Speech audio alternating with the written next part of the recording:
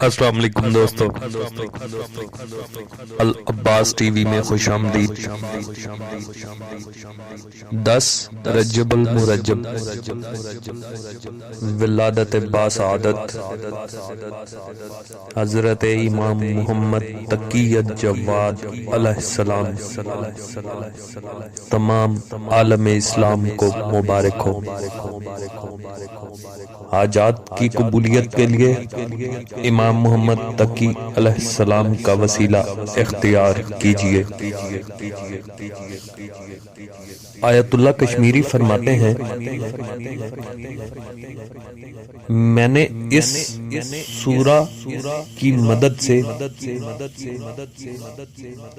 لوگوں کی تمام خواہشات، جائز خواہشات پورا ہوتے دیکھا، چاہے وہ خواہش گھر کی ہو، گاڑی کی ہو یا شادی کی۔